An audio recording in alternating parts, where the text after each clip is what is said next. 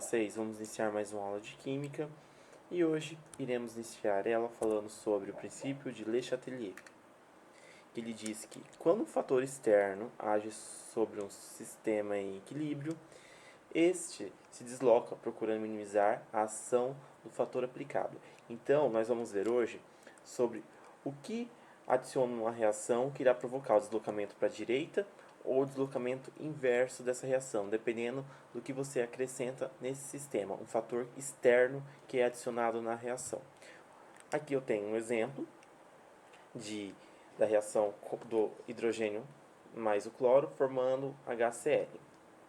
Se eu adicionar mais H2 ou HCl, o equilíbrio se desloca no sentido direto. Se eu retirar o HCl, também vai em sentido direto. Se eu remover o H2 e o Cl2, o equilíbrio se desloca no sentido inverso. Se eu adicionar HCl, também vai no sentido inverso. Então, se eu adiciono concentração, se eu retiro concentração, vai interferir na formação de produtos ou de reagentes. Nós vamos ver 4 fatores: concentração, pressão, temperatura e catalisador. Nós vamos ver quando eu aumento cada um deles e quando eu diminuo cada um deles, o que acontece em uma reação.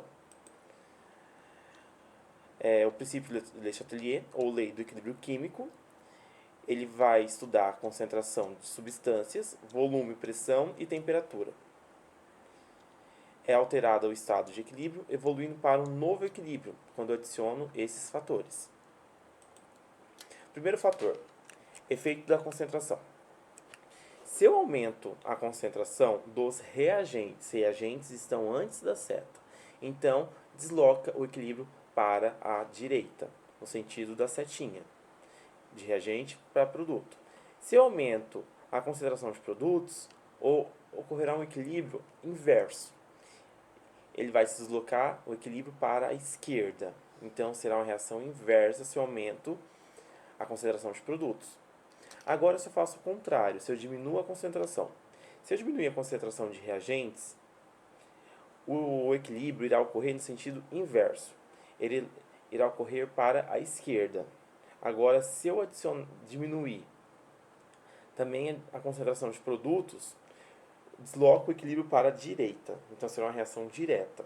Será o inverso da reação quando eu aumento a concentração. Outro efeito que eu tenho é da temperatura.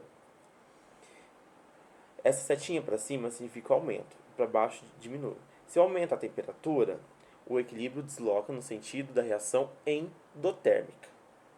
Se eu diminuo a temperatura, o equilíbrio se desloca no sentido da reação exotérmica. Então, se eu aumento a temperatura, é endotérmica, porque absorve calor. Se eu diminuo a temperatura, é exotérmica, porque a reação libera calor.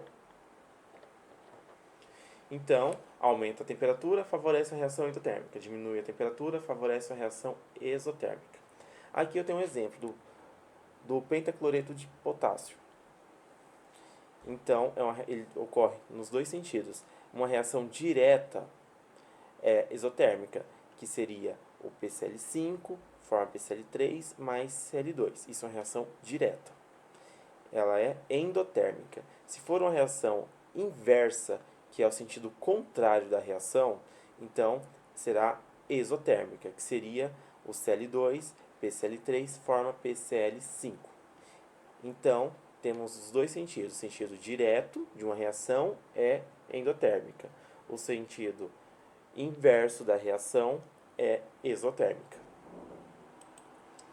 Nosso outro efeito, que seria a pressão.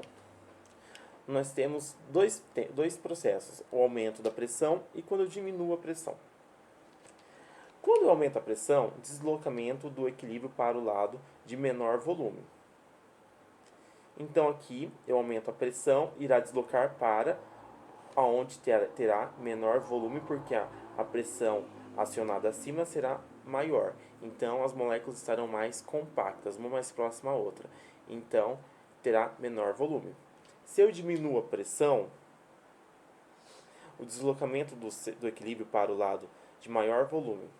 Então eu tiro a pressão que está sendo acionada em cima desse sistema irá aumentar o volume, pois a pressão é menor e as moléculas não estarão mais tão próximas ou agrupadas umas das outras, terão um distanciamento para separá-las. E por último, temos o efeito do catalisador. Então, aqui eu tenho uma reação não catalisada e uma reação catalisada. Quando eu adiciono um catalisador numa reação, o que acontece? O EA, que já vimos, que é a energia de ativação. Sem catalisador, a energia de ativação, que é a energia necessária para que uma reação ocorra, será maior do que uma reação que eu adicionei catalisador. Sem catalisador, eu preciso de uma energia maior. Quando adiciono catalisador, a energia de ativação necessária para que a reação ocorra será menor. O catalisador reduz a energia de ativação tanto para a reação direta como para a inversa. Então, se eu adicionei catalisador, a reação direta ou inversa, sentido da direita para a esquerda, da esquerda para a direita, terá uma energia de ativação menor do que sem o catalisador. E o catalisador não altera e não modifica a constante de equilíbrio da reação. Ele só acelera a reação, ele não altera nenhum componente e nem decompõe nada na reação. Então, turma, por hoje é só. Qualquer dúvida, vocês podem me chamar no WhatsApp. Não esqueçam de postar a lista de exercício que está no final da APC, que foi enviada no grupo e está disponível no Classroom. Qualquer dúvida, é só me chamar. Beijos, tchau, tchau.